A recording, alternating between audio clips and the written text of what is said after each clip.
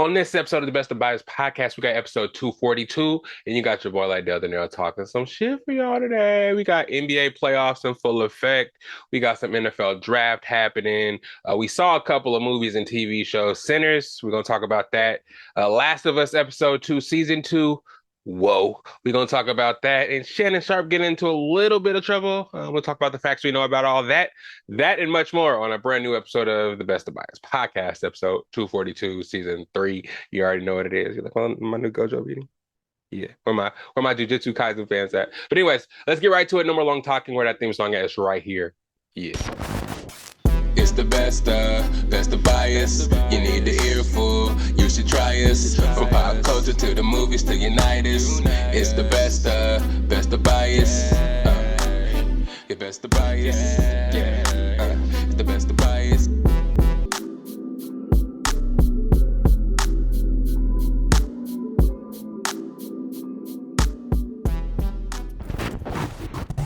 What's up, everybody? It's your boy Lydell Dinero, and it's another episode of the Best of Bias Podcast. Whoa. Let's calm down on that noise there. Welcome in, episode 242. Welcome to another day. Welcome to another weekend. Welcome to another episode of your favorite podcast here in the flesh, talking some shit. Everything is good. Everything is lovely over here on my side. Hopefully, same as with you. Hopefully, mental health is everything is all good. I don't know why I'm mumbling over my words so early in the episode. I'm just a little frazzled. I want everything to work today. Last episode, we ran into a little troubles, and I'm kind of worried about it. But no, we're not worried about it today. It's a brand new day, brand new episode. We ain't worried about none. We ain't worried about none. Hey, we ain't worried about none. But for real though, episode 242 in full effect. Hope you guys are doing well. Hopefully you guys are enjoying the weather. Summertime is in full effect, or actually springtime, excuse me, transitioning into summer, and that heat is kicking ass. I don't even know how I'm wearing a beanie right now. I might start glistening on y'all halfway through the episode, but just know, you know what I'm saying? I'm doing my best. These lights, boy, they be frying me. But again, hope everybody's doing well. Hope everybody's able to get out on the weekend. If you're out right now, driving, walking around, enjoying your time. You listen to the podcast. Thank you. I always like to say you can click on any podcast in the world, but when you click on play here with me, with the Best of Bias family, it's always extra special. And I would like to welcome everybody here today. Not a very long episode today. Just came to talk a little shit. We got the NFL, like I said in the beginning of the pod, in the preview, NBA playoffs. So I want to update you guys on what is going on there so far. And then a couple other sports things, a little bit of pop culture, and the crux of the episode is about the reviews, man. I'm gonna talk a little bit more and get in depth because people might have the misconception right now that I'm saying I didn't like Sinners. I don't know why people are thinking that. Maybe because I didn't say it was like 100% fantastic, 1,000% phenomenal movie. I had one or two minor nitpicks, which makes it more so a 9 out of 10 for me. But even that, actually, I'm gonna go rewatch it again in IMAX just to get another feel for it and for it to try to sit a little bit better. Um, but yeah, I enjoyed it, and I'm gonna talk some good stuff about it. I'm not taking a plea. I'm not copping right now a plea because I'm gonna say something bad about it or anything like that. I'm just letting you guys know there's some misnomers about my opinion out there, and I'm glad I get to discuss that with y'all later in the episode. But right now, let's get into this basketball, man. I'm gonna start with the Nuggets, of course, in the Western Conference, but we're in the playoffs right now, NBA 2025. From my aspect and my perspective, 2 years off of the Nuggets winning their first championship ever. Last year, getting beaten Game 7 by Minnesota, and I would say letting the Celtics win the championship because we know last year we were the only real competition for them, and then Minnesota took us out and let Dallas get to the final, and they walked all over Dallas. But this year, we're trying to do something different. I know everybody is doubting the Nuggets right now because of all the stuff that is kind of going on with the organization, GM, coach getting fired. People think we don't have enough depth right now. After game one, firstly, the series is 1-1. 2 games have been played. If you guys haven't been following the first game, oh man, I am glistening, sweating way more than I thought I would. First game was back and forth, really close. Nip and tuck. This series is going to be incredible. Everybody kind of previewed at it and kind of said it was going to be a good one. It's going to be back and forth with the Clippers, their team, their defense, Kawhi Leonard being healthy. I think they won like 13 or was it 15 of the last 18 games, something crazy like that. So coming into the playoffs, they're hot. They have Ty Lue. So everybody's down the Nuggets already again with the team turmoil, us not being as deep as the past years. Again, me personally, I just chalk it up to a lot of people being casuals. They know who Jokic is. They talk about Jokic a lot, but they don't really know how the team is really rocking or how we kind of cope under the pressure situations or how we make adjustments based on the people that left in prior years. Um, though the vision of our GM and our coach weren't always on the same, level, I feel like the players we have, we all know about Jokic. I feel like the resilience of Murray, we saw him in the past. Michael Porter Jr. is up and down. Um, Aaron Gordon this year has been in and out of the lineup with a calf injury. Christian Brown, this has really been his coming out party, but towards the end of the season and in the playoffs right now, he hasn't been doing as good as he was during the regular season. Peyton Watson, still a young guy, really unproven. And a lot of people on our team, all the others, Zeke Naji, DeAndre Jordan, Jalen Pickett, like people don't know our players that well. Everybody looks at the other teams out there, the OKCs of the world, the Lakers of the world, the Warriors. They know how deep their rosters are and they can name all the players on the squads and whatnot and kind of feel like, oh, they all have a better edge. No, me personally, I think it comes down to our defense. If we can defend the three, we can score with anyone. Yeah. Kawhi Leonard's been on another level. Last game, he scored like 39 points. Probably like only missed like 3 shots. He was going dumb, and all the shots came really off of mid-range. Not really much handled to it, just getting to his spots and making shots. I think the Nuggets, if we actually play defense on that, and Jokic is a lot more aggressive than he has been the last couple of games, I think we can win this series, man. People are picking the Clippers, and the Clippers are the second best team in the West. I don't know where they're getting that from. I don't know, man. The media always has this bias, but the Nuggets split the series so far at home, 1-1. They can win in LA when we play there on Thursday and kind of, try to take back control of home court advantage with winning in their home and taking that win back that they got us back in Denver. But the game's gonna be tough. It's gonna be nip tuck. The whole game, no team has really made a serious separation. I think we were down 15 in the first game. We came back and did win that game, but the second game was back and forth the whole game. Minor mistakes throughout. The third and fourth quarter kind of took us out of it. Michael Porter Jr.'s turnover late when we did make that comeback when everybody started actually making 3-pointers to match theirs. It just got away from us that game. We could easily be 2-0 in the series, but we lost one. A lot of the teams I think in the West now are going to be really competitive in their series. Besides the OKC and Memphis, I'll talk about in a second, but not for very long because there's not really much to talk about. Yeah, it's gonna be a long series with all of them, I would say. East, I'll talk a little bit about that when I get there too. But the Nuggets and Clippers is going to be one for the books. I think it's the best series of the playoffs, and hopefully you guys are watching right now because it's a master class of basketball IQ as far as the fundamentals. You got Jokic doing everything right as far as making the right passes, doing, playing in the post, just high IQ plays. Then you have Kawhi Leonard not settling for threes like everybody likes to do now, getting back to the basics of the 2-pointer, showing everybody what the 90s used to look like, straight 2-point basketball. You feel me? People think that's a forgotten art, but seeing Kawhi Leonard come out here and kind of like show what, the league has been missing for a long time. And shout out Steph Curry, but everybody wants to shoot threes, 30-footers now. Nobody really cares about the 2-pointers. And Kawhi showing you what it can do, keeping his team the Nuggets stayed close. He scored 39 points and we were still really close, only lost by 3. I think the score was 115 to 112, if I'm not mistaken. But yeah, again, series is gonna be good. I think we got this one, man. I'm not really worried yet. That's the thing about the Nuggets this season.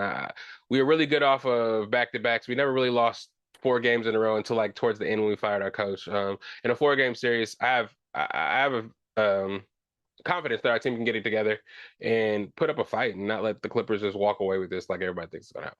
But moving on to the next series, okay, I'll talk about OKC and Memphis now. Memphis is getting their ass kicked. First game, I think they lost by 50 points, 50 or more points, like one of the biggest margins of defeat in the playoffs ever. John Moran after the game was like, "Oh yeah, we'll never play that bad again." Well, the game after that, they got beat by damn near 20. We're losing by 20 the whole game. This is going to be a sweep. We would like to see OKC at least get tested in the first round so we can actually see how they look and see how they fare against harder competition. But yeah, they have every player on OKC dogging Memphis, making them look like peons. Even when the backups are in running with the ones of Memphis, they're just dogging them. So It's crazy. We're gonna see what OKC has. They're gonna play the winner of the Nuggets in the Clipper series, but they're up 2-0, dominant fashion, and they're probably gonna sweep. Sorry, job, but they're probably gonna have to dismantle that team and get you another superstar to play over there because that Brandon Clark, JJJ, Bane, that's just not enough. Yeah. Every year you guys are starting looking good in the regular season, but then fall off towards the end. So yeah, that series is 2-0, in favor of OKC. Again, the winner of that plays the winner of the Nuggets and the Clippers. So we're watching that closely. LA and Minnesota, that series is tied 1-1 after the first game. Minnesota dogging LA at home, but by like 25 at one point. They were dogging them out, physical them, made them look crazy at home. But then the Lakers came back the second game and kind of turned the tables on Minnesota. Anthony Edwards didn't have as good of a game, wasn't gesturing at Luka Doncic. Luka kind of had his way that game, was able to do whatever he wanted, was assisting, getting fouls, man. Me personally, there's a lot of foul baiting going on between both those teams. The refs are really affecting the games and the momentum, especially towards the end of the games. And these are playoff games, and that shouldn't be the case. But I feel like in basketball, the games are, well, football too, are a lot very much so in the referee's hands. And sometimes when they get out of hand and when their egos are fucking tested, they go off the rails and kind of start doing crazy shit to affect the game. That us as fans can see, but we can't really say shit about it. And the referees or the players can't say shit about it because they'll get fined. It's like, what are we watching sometimes? Is it rigged? But. Um, but yeah, it's gonna be a good series there. LeBron's doing his thing still, helped keep the Lakers afloat last game.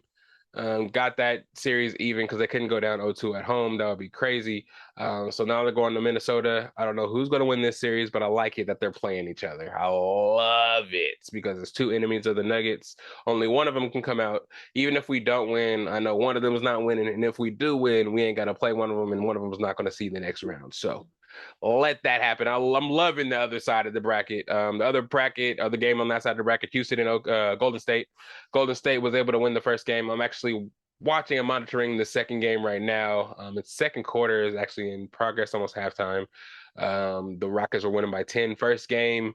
The Warriors were able to out physical the Rockets. The Rockets are known for their physical nature and their defense. But the Warriors are able to bring it to them and score more points. Houston wasn't able to score in the half court. Jalen Green had a horrible game. It was really only Fred VanVleet, and him alone isn't dynamic enough to carry a whole team, especially when you had Steph Curry hitting shots the way he was hitting shots. He was doing crazy ass shit the Steph way early in the playoffs. So him and Jimmy were going crazy, having Draymond there to be able to neutralize Şengün. And Şengün is actually the main playmaker besides VanVleet. And when Jalen Green's having an off game, you have other guys that can score a little bit, but it's a lot of ISO. You can't run plays for them, and they're young guys. So it's going to be an interesting series. They're winning now, like I said. But like I said, a lot of these games in the West, in the Western playoffs, are going to go probably 6 or 7, except for that OKC Memphis series, unless Memphis is like Superman at home, and they just need that home juice to even let it be competitive for against OKC. But yeah, just to recap the West, we got the Nuggets and Clippers tied at 1-1. OKC is winning in dominant fashion 2-0 over Memphis. LA and Minnesota is 1-1 going back to Minnesota. Houston and Golden State, I think after today will be 1-1, but knock on wood for all my Golden State friends out there, because I don't want to jinx y'all too much, because what I'm saying, I'm still hopeful that you guys win. What I'm saying, I do want y'all to either play the Lakers or Minnesota in the next round to see who wins out of that, because that's the second line of enemies. What I'm saying, but the West is getting kind of crazy. Hope you guys are watching because the West is crazy. Eastern Conference, not so much. Cavaliers are up 2-0 against Miami. Miami barely made it in the playoffs against a terrible Atlanta team. Yeah, so they're just happy to be here. Tyler Hero is not going to be able to carry them. Cavs were great all season. Defensively, they're good. Donovan Mitchell is putting on a show. Darius Garland's taking the next step. Mobley is showing why he should be Defensive Player of the Year. And Jared Allen is just showing how valuable he actually is. Rebounds, defense, what I'm saying? Offensive playmaking for a big, you know what I mean? And yeah, I like the Cavs, man. Everybody's counting them out and thinking that the Celtics are the team in the East. But I have faith in the Cavaliers, and I think they're going to walk through Miami. But It's 2-0 now. We'll see what happens in Miami. Then we have Boston versus Orlando. Jason Tatum is hurt. Jaylen Brown dealing with injuries, and about Casey or Kristaps Porzingis. But Orlando, man, is another one of those teams. A young team. I'm just kind of happy to be there. Made it through the play-in, won their first game, so they didn't have to play in the play-in for too long. But having to draw Boston in the first round isn't the best thing. Yeah, so that sucks for them, and they're probably going to get swept as well. They've won by like 10 today without Jason Tatum playing. So, oh, wow.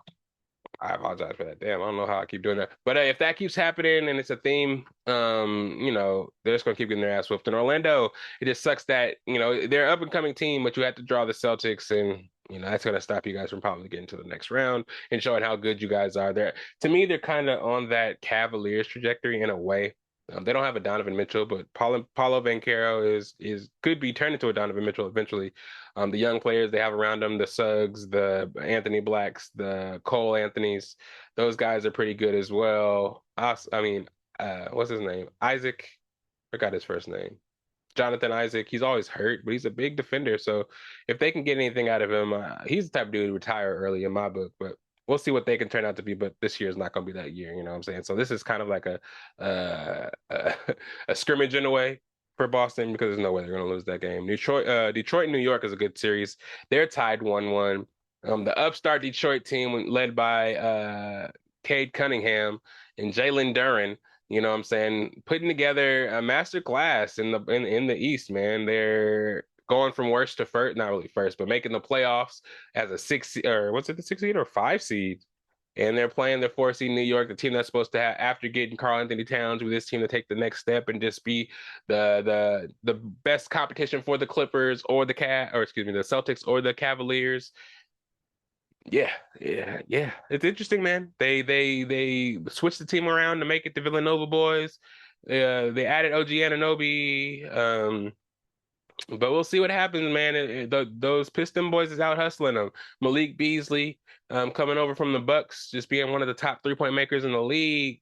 Tobias Harris is over there, so they have some players to throw off the New York Knicks game. And if the New York Knicks don't tighten up next game, this could be a upset for them. They're going to Detroit now. Detroit won the last game, so they got some momentum. So if they can take care of business at home and they go up 2-1, it could be a scary couple of games for the Knicks, though. But I think Brunson and company will get it together. Hopefully Thibodeau isn't running them into the ground. And if they lose, this is probably Thibodeau's last year as well. I wouldn't be surprised if Coach Mike Malone goes over there and takes over for him and relieves some of his duties. But it's 1-1 right now, going back to Detroit. We'll see what happens with that.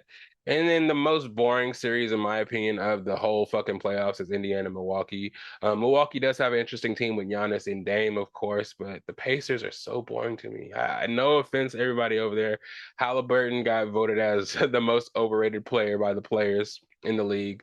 I don't know what it is, man. It's just the players on the team are just kind of blah, and they just usually always take up the space for a team that's very interesting. And last year they actually made it to the Eastern Conference Finals and upset teams that they really shouldn't have. That could have made a bigger push in the playoffs and made it more interesting. But I can't fault them for them playing well, man. Shout out Siakam, Halliburton, Mathurin, Nembhard. Who else they got over there? I don't know. All them other boys that be out there playing hard and got them to the 5. What are they? The 4 seed. Indiana is the it was that Indiana 4-5-2-3. So yeah, that's 4-5. I think that's 4-5. But anyways, them getting to whatever seed they are in now, it's impressive. And then for to be able to do and repeat pretty much what they were doing last year. They beat the Bucks first round last year, and to be on the trajectory they are again, it's impressive. But man, I don't know, man. It's still kind of boring to me. But again, the Pacers are up 2-0, and they're going back to Milwaukee for that. So to go over the East Series, Cavaliers are up 2-0. Boston's up 2-0 over Miami or Orlando, excuse me. New York is playing tomorrow, but it's 1-1 in that series going back to Detroit. And then we have Indiana 2-0 over Milwaukee going back to Milwaukee. Before we get off basketball, I do want to shout out my boy Peyton Pritchard. Shout out my guy, Oregon Duck. You know what I'm saying? Oregon's still putting players on the map and getting the recognition they need to get nowadays, man. Sco Ducks, Peyton Pritchard, all-time legend with Oregon basketball. Many accolades, 4-year player. May have even been five, but I think it's four. I think Elite Eight. We might have been in a Final Four with old Peyton Pritchard. He was on the squad for a long time, and him getting drafted to the Celtics, we kind of felt like he wouldn't get a lot of playing time, especially with how stacked the roster is. But I knew how good Peyton was. Him and Sabrina holding it down for Oregon basketball for a long time to come, and we knew once they did hit their professional ranks, they'd both be champions eventually, and they both did win the championship last year. So shout out them, shout out Peyton Pritchard. For winning Sixth Man of the Year. He'd be a starter on any other team, but he's holding it down for the Celtics and won Sixth Man of the Year first out of all bench players in multiple categories. So shout out him. I'll be remiss if I didn't say shout out my fellow. Well, I didn't go to the school, but you know what I rep. The Oregon Ducks. I'm gonna let you know all the time when a player from Oregon does something well. Shout out also to the women's golf team for winning the national championship as well. You know what I'm saying? Because ain't nobody else gonna give the Oregon Ducks recognition but me. You know what I'm saying? All the other Ducks podcasts out there. I appreciate y'all for keeping our community updated. But people always want to throw us not winning nothing in our faces. And talk about how many more pro players they schools put into the league, but quality over quantity. And shout out to all the Oregon Ducks players holding it down for the school and the university. You know what I'm saying? So shout out Payne. And lastly, Thursday, NFL draft, the 24th, 25th, and 26th, Thursday, Friday, Saturday. I really like how they moved it up to Thursday and gave us a free Sunday to not have to deal with the draft because that should be going hella long. But shit's exciting, man. I'm really excited to see who the Buccaneers get. I'm hoping me personally, I want to go with DB so bad because a lot of the DBs in the top 19, when we pick at 19, are really fucking good, have really good tape. I know we always want to take the best pass rusher on the board, but we took a pass rusher last year early. Braswell didn't really develop yet, so give him time to develop. Just signed Hassan Reddick on the other side. We still got Yaya Diaby. We still got Anthony Nelson. So I think we're stacked there. Also, in middle linebacker, I know everybody wants Jahad Campbell, but Savassier Dennis, before he got hurt last year, was balling over KJ Britt. KJ Britt was fucking slow, and couldn't cover in the middle of the field. Savassier Dennis was able to do that until he hurt his shoulder. I think he can be next to Levante David, and we can still get Joey Bosa from Oregon late in the draft, and he can fill in that slot there. I want Jade Barron. I want Malachi Starks or dude from South Carolina, Imamori, or I forgot his last name, his long ass name.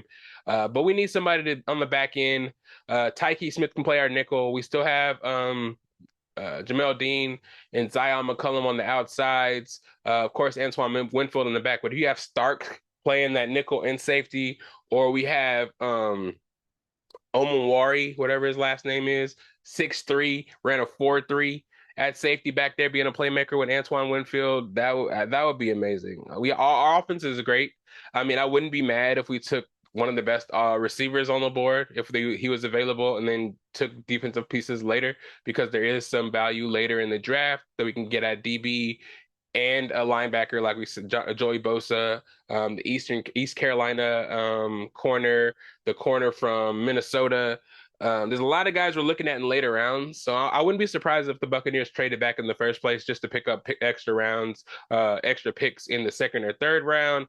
I wouldn't be surprised seeing Jalen Ramsey or who else was it or Kayvon Thibodeau both being traded to the Buccaneers for late picks, because those are both positions of need. If we can get starters for a late pick in the draft, we'll see. I want to see that happen as well. I'm very intrigued to see where Genty goes, because me being a running back guy, I always like to support running backs and see where they go, because yeah, man, people try to downplay running backs all the time, bruh. They try to say the running back was dead. Saquon Barkley, Derrick Henry, Bucky Irving, Rashad. I ain't gonna leave you out, Rashad. You know you my nigga. All the running backs doing their thing right now. Bijan, you're gonna be an all-star, even though you play for the Falcons. You're gonna be great. Joe Mixon, James Cook, even though you're holding out right now, hold out, brother, get your money.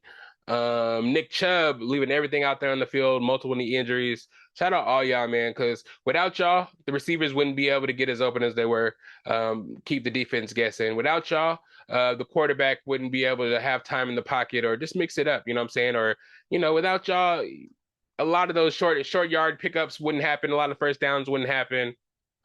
You guys make the flashy plays. You guys sell tickets too. It's not only the receivers and quarterbacks. Man, people forgot what it was.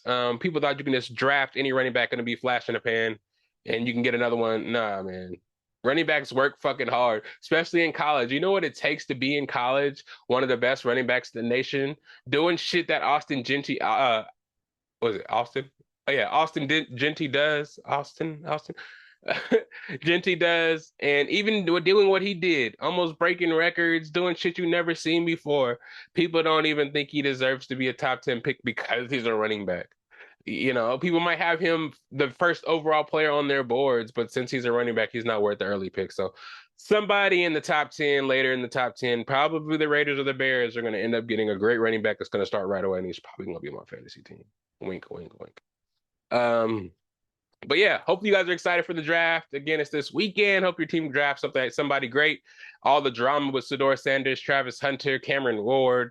You know, it's going to be an interesting draft. And you know, even though this year's prospects aren't as great as years past, it's still intriguing. The drama, the media coverage each year, how it changes. You know what I'm saying? How the world adapts to the draft, how players adapt to the draft. This is all very interesting. How people mock draft now and want to be right on the mock draft, just like they're setting a bracket for March Madness. It's crazy. And I'm happy that, you know, it's content for us to talk about too. So for all my sports fans out there, we will be covering it. We will be reviewing some of the top picks in the draft, maybe the top 10 at least. Well, and of course, I'm going to tell you who the Buccaneers pick in depth when they do pick them, probably next week though. But you'll see me on Instagram. I'll probably talk some shit, post some shit about who the Buccaneers pick just to let you guys know what's going on. But hell yeah.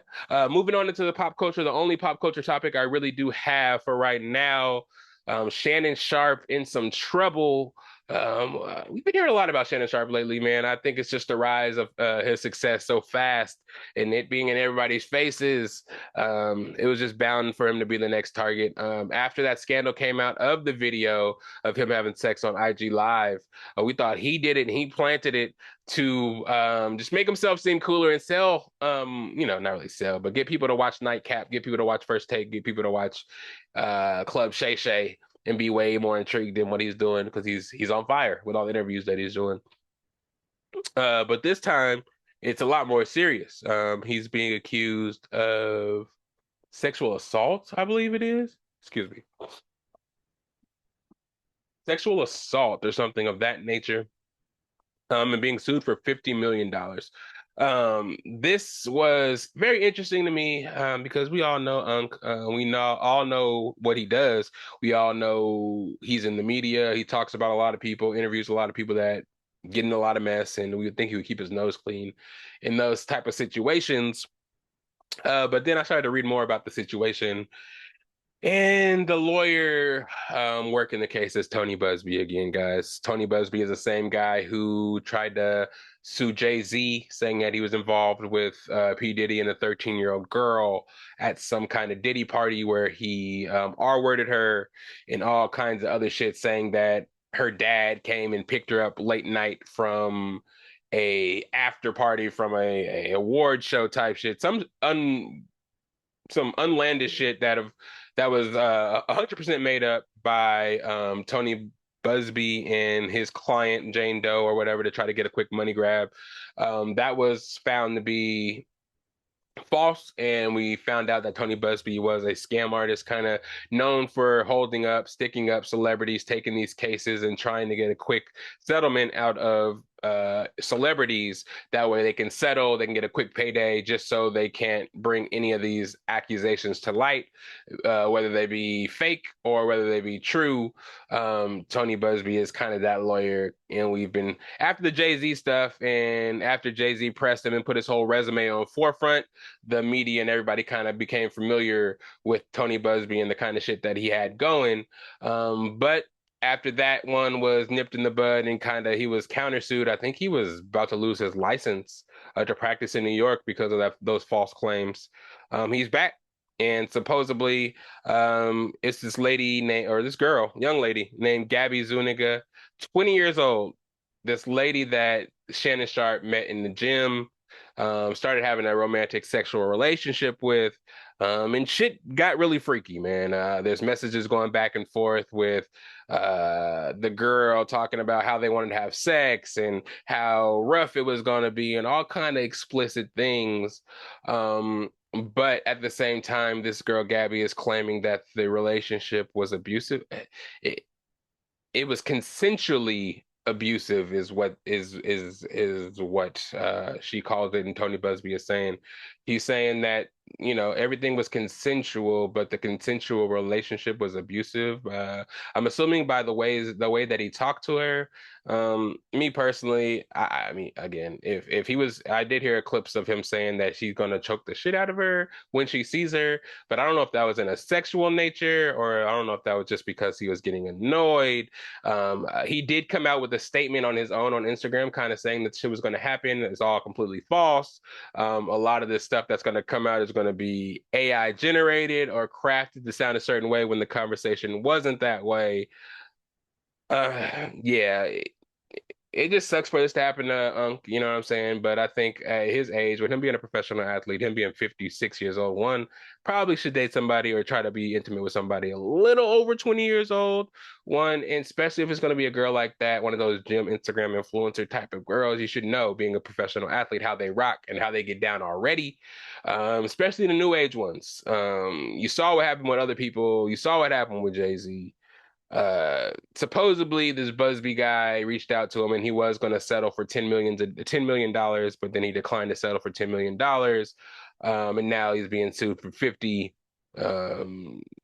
Yeah, this was one of the situations. I don't know, man. I don't know if it was me and I was innocent and I would pay $10 million just to make nothing come out, just to keep me squeaky clean and just have my name stay clean when you know you didn't do something, or fight it 100%, and all the media and bad press come your way and you stand 10 toes down the whole way through it, knowing that you didn't do shit, and then just knowing that you're good throughout the whole way. And that's what he did, man. He was on TV when the story broke. He was on First Take back the next day. He had nightcap as usual. You know what I mean? It's business as usual. FS1 and ESPN and all these media heads, they be moving freaky. I get it. The whole Joy Taylor, Skip Bayless thing, and now this thing. I don't know, man. When you get money, I shouldn't be telling rich people, especially old rich people that have been rich for a long time, be careful who you dating, and watch your back, because it's not always what you think it is. You feel me? So I don't know. I'm sorry about this for Unc. I don't know. So maybe that girl did leak that video on Instagram Live to try to get him in trouble on some shit. Like, that seems kind of weak. And sorry, I'm gonna sound shallow. Gabby, though she has a nice body, she has a nice little butt. She's in the gym. I don't think that is worth losing millions of dollars, bro. That's what these niggas need to understand. They think this coochie coo is worth their whole life. Literally, sometimes getting killed, getting robbed, getting divorced, girlfriends, baby mamas breaking up with them. It's not worth it. It's not worth it. Find out who these people are before you get intimate. These people is crazy. If you put it down too hard, if you put it down too well, you know what's gonna happen. They're gonna fall in love. It's gonna be fucked up for you anyway. So what's the point? What's the fucking point? 20 years old, Shannon. I know this may be false. I know you guys might have a freaky ass consensual relationship, but 20 years old, bruh. What do you think is gonna happen when she get tired of fucking an old nigga and the next young nigga come by and she wanna go fuck with the young guy, so she fucks up the relationship with you on purpose just so that you say some stupid shit so she can record it, get the money from you, and go shake off a young man? It's fucked up. It's fucked up because it's not much I could say. I didn't really want to speak on it because I know all the facts haven't come out yet. But I know Unc knows better. I know Unc knows better. It's a learning situation. It might be, again, just Tony Busby at it again, getting all in the grown folks' business, hating because he can't have no relationship with somebody like the way Shannon Sharpe got a little hush-hush relationship with a 20-year-old. But I don't know, man. Shout out to Shannon, man. I'm behind you just like I was behind Jonathan Majors, man, until all the motherfucking details come out. They just want to see a brother winning down. Just know what you're doing, bro. Just know what you're doing. just know what you're doing, because when you dip a toe in them white waters, the rules change. The rules change. They don't have your best interest at heart sometimes. Especially never mind. I'm not even gonna get there. I'm not even gonna go all the way into it. You gotta be experienced in the game. But anyways, let me get off that before I start acting too silly. Let's get into the real shit. Last two topics right here. Cinema Corner, shall we take a walk? Shall we take a walk? Let's start with Last of Us episode 2, season 2. Moment of silence, man. Spoiler alert before I talk about these last two things, because if you haven't seen these last two things, I'm about to go in depth the best way I can, the way Patrick Lydell Dinero likes to do it. You know what I'm saying? Last of Us season 2, episode 2. HBO Max every Sunday. Season 2 is phenomenal. If you're not on season 1 was phenomenal. If you're not on season 2 yet, man, get with it, because episode 2 was a heartbreaker. I haven't played the game, so of course I didn't know. I wasn't expecting this at all. Man, oh man. If you saw episode 1, you already know where we at with Abby. Abby is one of the Fireflies. I guess her dad was one of the doctors that was gonna do surgery on Ellie to try to extract her blood for the cure. And Joel, if you've seen that season, the finale, or towards the end of the season, when Joel came up in there knowing they were gonna kill Ellie in order to extract that virus, he dome pieced that first doctor that turned around with a knife. The straight dome piece. And that happened to be Abby's dad. See, I am kind of conflicted on how I would respond. You know, Abby, because the way Abby was doing Joel in this episode was fucking nuts. But at the same time, if somebody shot my dad in the head with no remorse and just bounced out, and then one of the other nurses, all the other nurses are alive, and they tell the story of how he just came in and domed your pop and left like it was nothing, I would want revenge too. If I couldn't find him for a long time, I would sleep or if I was able to sleep, I would dream every night on how I would get my revenge. So I couldn't be 100% mad at Abby. But the way she did it was fucked up. We saw Joel come and save her from being attacked by the zombies. She was almost done for. She was almost caught up. And then Joel, Mr. Rescue, always coming to save somebody, came and saved her, along with Dina, his surrogate daughter. You know what I'm saying? Just coming through, being good people, trying to alleviate this herd that was created pretty much by Abby falling in a pit of them and waking them all up somehow. And they all ended up running towards, the community Joel and them were staying in, which was kind of fucking nuts. That whole scene was fucking nuts. That big ass tank brawler. Like, bro, you see him coming from a mile away. There's only one of them. Shoot that nigga. Shoot him. All the bullets should go to him. I understand y'all gotta shoot all the little ones too. Also, putting the barrels out in front of a wooden fence and trying to make the fucking zombies set on fire and explode. How is that gonna work? What if they lived and walked towards your fence and set your fence, your whole little post on fire? I think you should have put them bitches further out. That way you can shoot them at a distance and they can blow up further. If the ones get closer to the fence, you can shoot them before they can actually touch the fence so that it doesn't burn and catch on fire. I know this may be like picking holes in the plot, but come on, bro. That was stupid. When I saw them throw the fucking torches towards the gas cans, I was like, are those close enough for you to throw a torch? If they're that close, they're going to either blow up your fence or set your fence on fire and let them all in anyways. But anyways, I thought that was an epic scene. It's always dope when you see a horde. I think one of the best episodes last season was when that horde came out in the city. I talked about that last episode. So seeing the horde come out and them actually get to shoot and deal with zombies is kind of crazy. But if more of those tank ones come, they're not going to be able to take them out because it took Joel's brother frying that motherfucker with a whole tank of the flamethrower for it to die. The whole tank.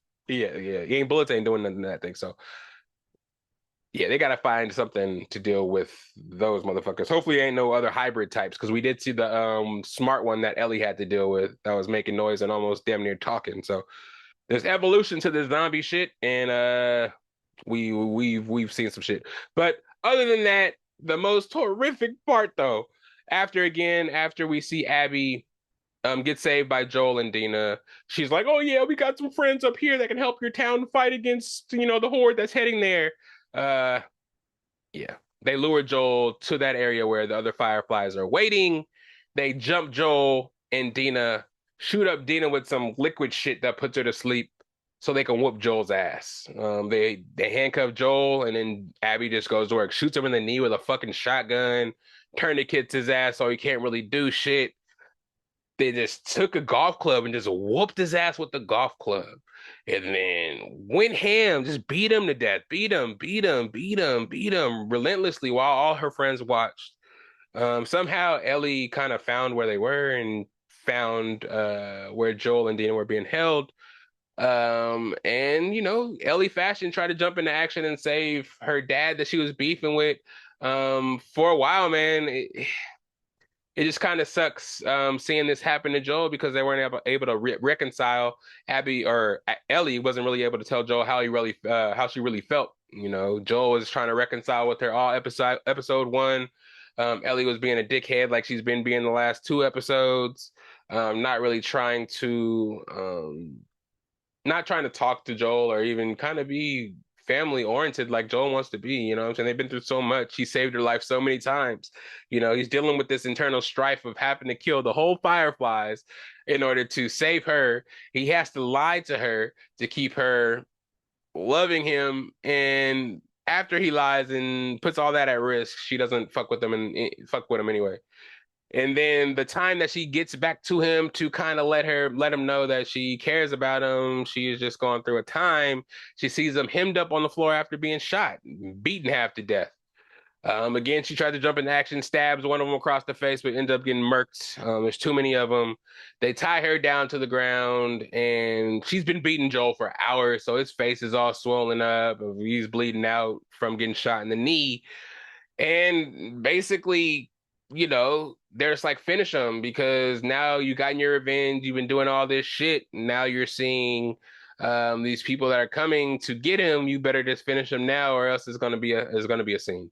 So to finish him off, she takes the broken golf club and just stabs Joel in the neck right in front of Ellie, and Ellie watches Joel die. And then they let her go and just walk away while Joel is there dying, and she just grabs Joel and just watches him die. I know he dies in the game. People have been saying that shit, and I was prepared for it, but I wasn't ready for it. Second episode of season 2. What the fuck? I know Pedro Pascal has a whole bunch of movies, Fantastic Four, and all the other shit that he's doing, and he had to film that shit. But I was like, damn, I wasn't expecting it to go like that, bruh. And I was left shit on the ground. Like the episode to me ended so fast because the build up to Abby getting rescued by Joel and just knowing that Abby hated Joel. Once they said Joel a couple of times and they realized that Joel was who he was, Abby set that plan in motion, and then it was bad, man. I didn't know when it was going to happen. I didn't know if Abby was going to have the courage to do it. But when she did do it and grabbed him and shot him in the leg, I kind of thought, I was like, really? This is where this nigga's going to die right now in episode 2? Shout out Dijon for kind of telling me it's the saddest episode of all time before I watched it. But again, I didn't expect Joel to be the one dying. I was thinking it couldn't be that where he dies are fucking ready, but it was. But it was. Abby vows to kill. I mean, excuse me. Ellie vows to kill Abby, and Abby just walks off with the Fireflies into the snow while the town eventually defeats all the zombies. Abby or Ellie, and I forgot the Asian dude's name that always be with her, and Dina, who wakes up from being put to sleep, carry Joel's body back to the neighborhood. And who knows where we go from here, man? People that play the game know exactly where we go from here, but I have no idea. Does Abby get caught? Does Ellie go find her right away? I do know there's a time jump, and I heard that Ellie becomes a more of a grown character in the second game. So does the character change as well as, Joel, Pedro not being it anymore? I'm very interested to see what happens next, man. And only 2 episodes in, and this shit's happening now. So I'm so happy to see what's going on, or excited to see what happens next. So Last of Us, check it out. HBO Max every Sunday around 6 o'clock. So Hopefully, I didn't spoil it too much. If you guys did see it, man, let me know how you felt about it down in the belows, wherever you're watching this video. If this is a clip on Instagram, below. Hey, it's a clip on YouTube. It's a whole video on YouTube. Hey, tell me how you enjoyed it. But last but not least, guys, what I really want to talk about before it gets too late, Ryan Coogler, Michael B. Jordan, Sinners. In theaters now, man. I did go and see it again. Spoiler alert, if you guys don't want to, this movie did just come out. If you guys don't want me to spoil it and you guys want to go watch it first, go do so, because we about to talk about it, about to get in a full thing about it, man. Shout out Ryan Coogler again. Oakland native, Bay Area native, true to the soil, fifth major, movie anyway. Fruitvale Station, Black Panther 1 and 2, Creed, and Sinners. I don't know. Did Ryan Coogler did all three Creeds, or is it just the third one? It might have been only the third one, because I know. I don't know. Maybe he was doing all three. But anyways, Ryan Coogler, man, him and Michael B. Jordan have been on a run. Michael B. Jordan, one of my favorite actors, one of my favorite celebrities. People used to say I look like him a little bit. You know what I'm saying? I call that twin. So I'm always down to support anything Michael B. Jordan does, man. Through his career, people weren't really giving him his credit. It wasn't really until, I would say, well, Fruitvale Station, people thought he did a good job, but I personally don't think it was until Black Panther, when he was Killmonger, people really saw the range of Michael B. Jordan and what he actually could do. Of course, he's been getting roles forever, and he's been around forever since Hardball and The Wire and shit like that. So we already knew he had potential. But for him being taken serious as a lead role, when he started doing Creed as well, man. After Killmonger, Creed came, and then after Creed, Ryan Coogler, just continued to put together masterpieces and keeping his main homie, the person he started with, involved. And this movie is just another, masterpiece added to the catalog. Sinners, again, in theaters now. Man, where do I begin? Him personally has got me very interested in different types of shooting styles, different types of viewing styles of the movie. So if you've seen it once yet, I mean, if you haven't seen it once yet, go see it. But if you've seen it one time, I feel like you need to go see it twice. If you've been seeing all the promo for this movie has been incredible. Ryan Coogler, us getting to know Ryan Coogler a lot more, and his passion for film and directing, and letting us know a lot, and being very informative to people of color and people like us from the Bay who may not have a background in film. Made it a lot more interesting, a lot more inclusive for us. Not only are we excited to see a movie, we're excited about the intricacies of how the movie's filmed, how the scores were made, who was involved, how much they were involved, how hands-on were they involved, and how passionate him and Michael B. Jordan and all the others were about the project. To name the cast, the incredible cast of the main characters, we have Michael B. Jordan playing the Smokestack Twins, Jack O'Connell playing Remick, the main vampire, Miles Catton playing Sammy, very good debut, amazing singer. He was a backup singer for her. Delroy Lindo as Delta Slim, amazing job. Haley Steinfeld as Mary. Wumuni Musaku as Annie. We've seen her in movies and shows as the Lovecraft Country, I believe she was in, as well as, of course, Loki. She was the head of the TVA. So she did a great job as well. Helen Hu and Yao playing Lisa and Bo Chow. Like, the cast was amazing, and that's just to name a few. The people behind the scenes did an amazing job. It was a period piece. So following Michael B. Jordan playing twins, the Smokestack Twins in the 1930s in Mississippi, it was a very amazing combination of a period piece, a vampire movie, as well as a musical. It integrated all three aspects, a little bit of something for everybody. Very empowering for Black people, and wasn't apologetic about it. Man, I gave the movie a 9 out of 10. There's a couple of things I didn't like about the movie. I wouldn't even say didn't like about the movie. Something that just kind of like took me out of it a little bit to make it not a 10 out of 10.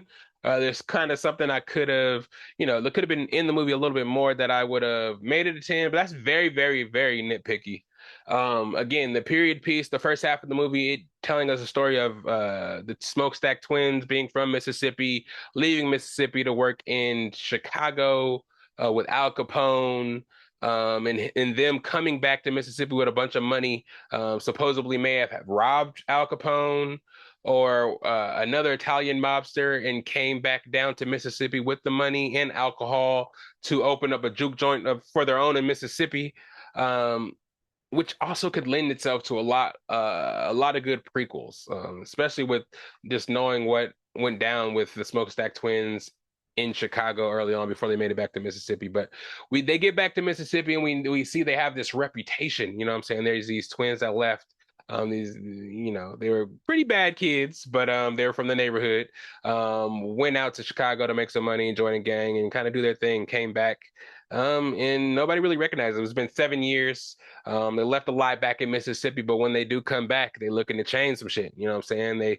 They are looking to make a name for themselves, make a little bit of money, and start a juke joint.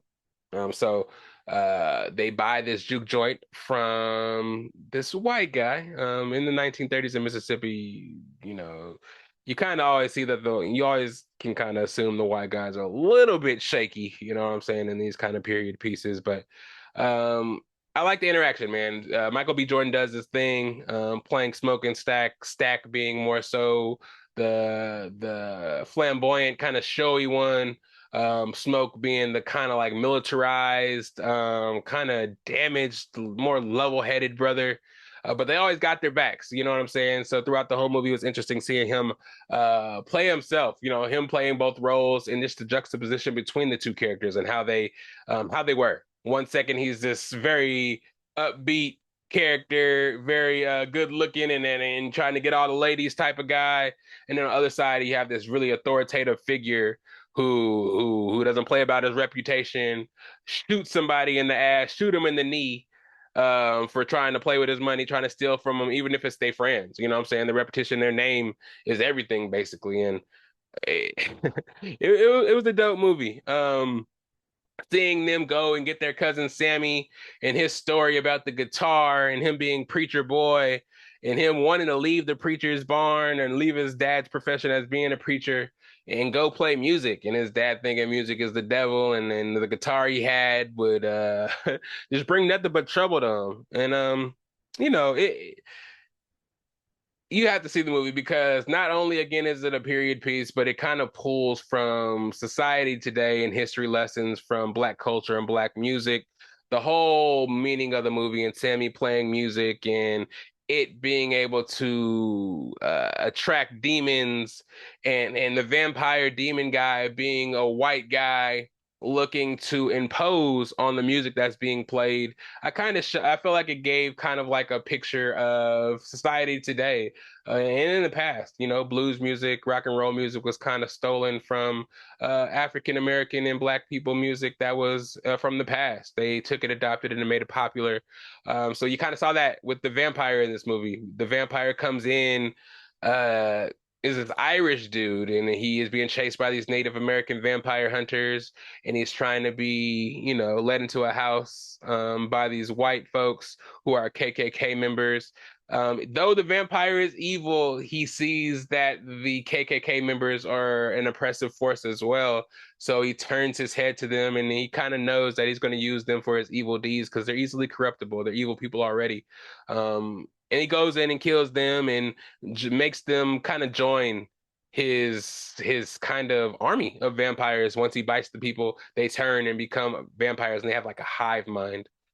But anyways, the whole story is really good. Them grabbing everybody to get the juke joint, them getting the juke joint started. Mary's character, Haley Steinfeld, playing a character that's 1/8 Black, who fucked with one of the Stack twins, Stack, and in a South where, you know, interracial relationships weren't a thing.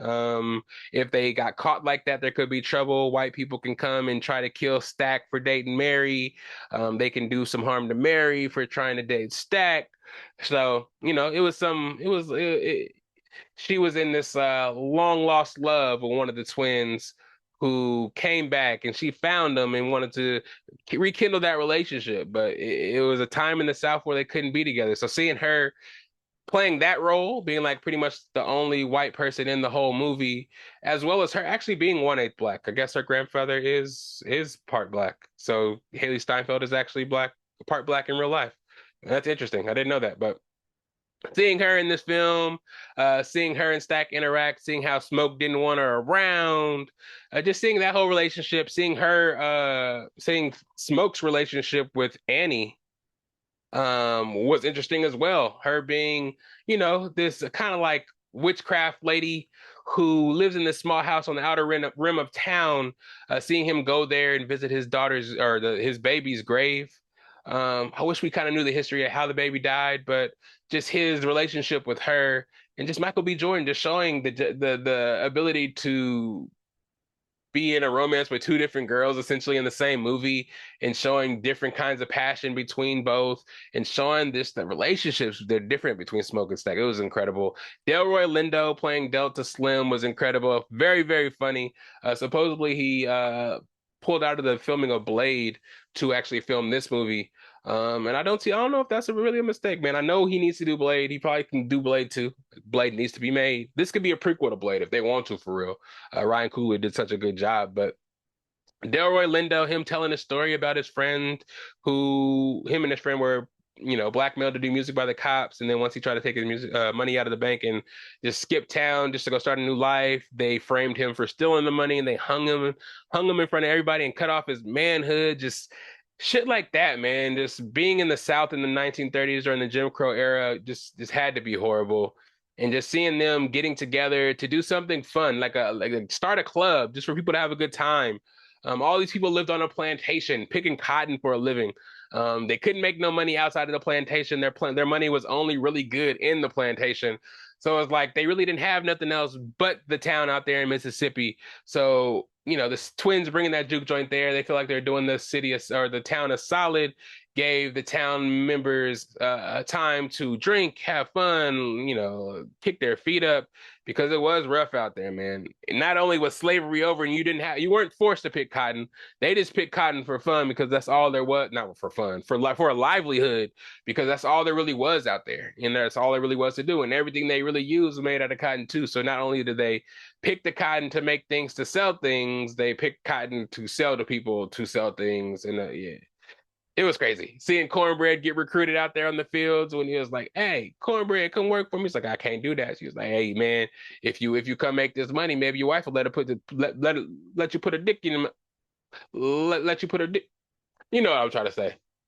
Put the joke up there, okay? She'll let you put your dick in her mouth. There you go. Sorry, I'm saying dick so many times, but goddamn, I was trying to get the joke right. But you guys saw it. If you guys saw it, you know what's going on. His wife was like, "How much money you about to make?" She was like, "Go do that shit." But it was a really good movie. And then once they really just got to the barn and actually get the shit going with the party, though the little guitar scene when Sammy first started playing the guitar and then the veil broke and they integrated all the past, the tribal shit, and they were like, it breaks the veil of the past and the future. I'm not gonna lie, when the DJ came out and the gangsters came out and they had the girl twerking in the kitchen, even a little bit for the electric guitar. I was okay with the electric guitar. I was like, it's the 1930s. Electric guitar is not going to come out for a while. So just even implying this is kind of far-fetched. But I understood after a while, listening to other people's reviews and kind of exceptions of, perceptions of the scene. I have to see it again. But when I saw it, I was like, what the fuck is happening? Because we were so far into the period piece and then it was getting rolling. We see the vampires and shit getting ready to come. But we just got thrown into this super fantasy. I was like, whoa, what the fuck is happening right now? And I understood that it wasn't really there. It was more of an idea and a concept. But I was like, bruh, 1930s, bruh. You can't bring all this future shit in here, the twerking shit. I get it. Like, a lot of this shit is from our music. It originated here. It expanded to something so great. And then this magic and this music from our ancestors, from all these minorities, has been and sucked up and tried to be stolen, by the vampires, by the whites that are coming in, and with Remick trying to come in and recruit all the other vampire people and just kill everybody. When they do get there, him and mimicking the two Klansmen, kind of try to get into place. So, like, as vampires can only get in if they're invited in. But Smoke was like, nah, they can't come in. Y'all ain't getting in. And the plan was foiled at first. And then they start playing a song, Pick Little Jack Dry or something like that.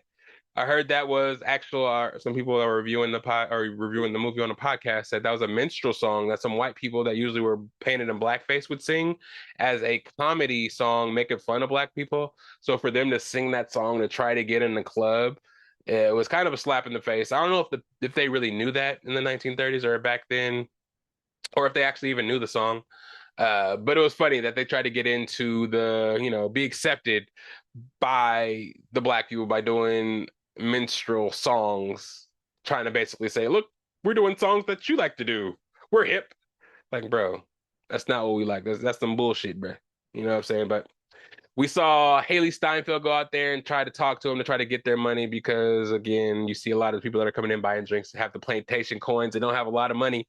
So getting new money in circulation from the Irish people outside, you know what I mean, could help them get the money circulating. But we end up seeing Mary get bit. We see Mary come back in and hit one of the best lines in the movie. He was like, "Oh, so you can rob trains all day, but you can't steal this pussy?" I was like, "Oh my God, Haley, chill." And yeah, this movie was actually really, really horny. We saw multiple crazy ass sex scenes. We saw Annie and Smoke when Annie just goes up and grabs dude's penis and they get right to it. I'm like, God damn.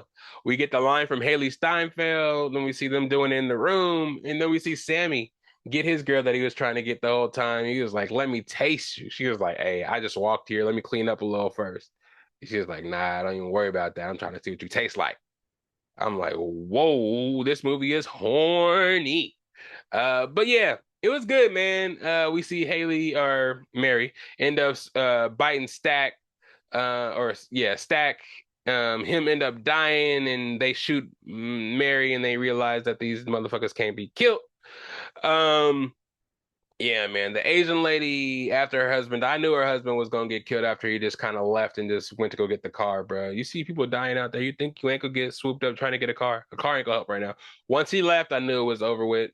And then after his wife realized it and they threatened her daughter, and she was like, "Come inside, motherfuckers!" Like, bro, what are you doing, dog? I would And for her to even right after she did that, she just goes and stabs her husband and just sets herself. Well, she didn't set herself on fire, but she got set on fire and died. So that was fucking nuts. I don't know, man. It was pretty good. I didn't really like the singing the whole Irish song when he eventually just swooped up everybody and everybody was outside doing the Irish jig. It was crazy. I know it had deeper meanings and stuff like that, but I I don't like musicals. No offense to Ryan Coogler or anything that had to do with the movie. I'm just not a musical guy. When a song starts to be sung for more than like a minute on a movie, it's kind of crossing the line for me. But again, I'm gonna watch it again. I wasn't that mad at it. I thought it was amazing. The score, when they did have scenes and the score behind the scenes was playing, it just added so much intensity. It was amazing. The twist at the end credit scene with Smoke not actually stabbing Stack and him still being alive if he promised to leave Sammy alone and let him live his life was an amazing twist. Seeing Sammy survive and going back to the church that was connected back to the beginning scene. First of all, those jump scares at the beginning of the movie, I shit myself at the beginning. I was scared at the beginning of the movie. It scared me twice. I was like, motherfucker, y'all need to stop. But him at the end, not letting go of the guitar and him driving away to go, pursue his career. I was like, damn, Sammy, you saw all that shit happen. Everybody fucking died, but you ain't gonna let it go. That's passion, man. That's fucking passion. And then just seeing Mary and Stack pop up at the end of the movie, seeing him after his performance in the 90s, and they Coogee sweaters, and him just like play that song for me one more time, and seeing how he reacted like the first time Sammy played the guitar for him in the car, just him bringing that feeling back, having that feeling one more time, was amazing.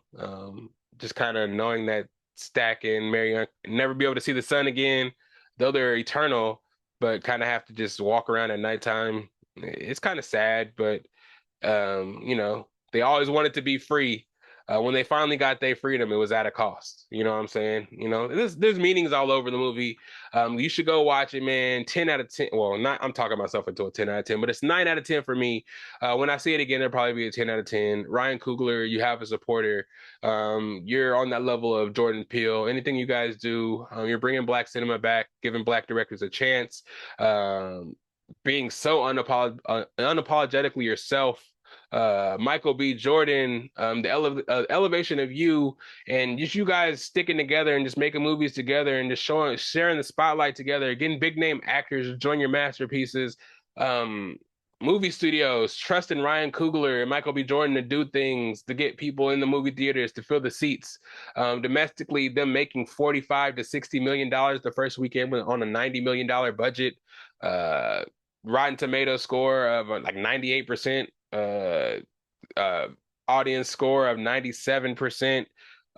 First horror movie to get a cinema score, and I don't know how long.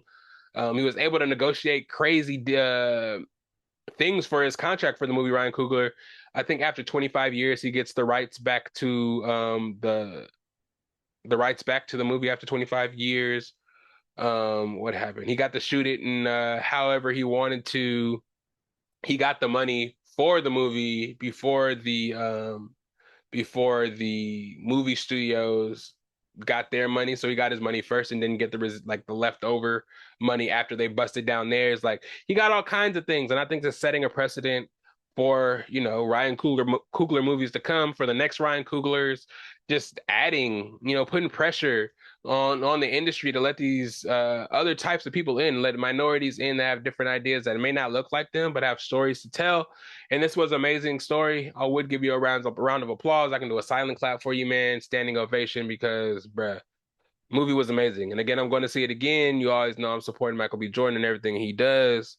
Haley Steinfeld stepping out of your box and doing this as well. Delroy Lindo,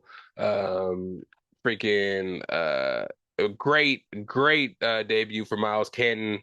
Hopefully he has music coming up, acting roles coming up, and of course, Wamuni Mosaku, keep it up. She's just doing an amazing role and bringing sexy back for the voluptuous women. You know what I'm saying? It's not all about the BBLs and the super skinny women.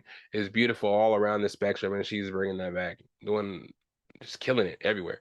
So shout out to everybody involved in the movie. Shout out to the movie. Go see it yourself. Again, it's in theaters now. Go see it twice. Go see it 3 times. Support. I'm gonna get a vinyl when it comes out. I'm gonna do all that. So shout out to everybody involved. I loved it.